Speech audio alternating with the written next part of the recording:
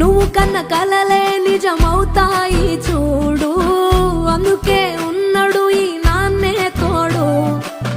దశరథ మహారాజే నాన్నై పుట్టాడు, నువ్వు రాముడంత ఎదగ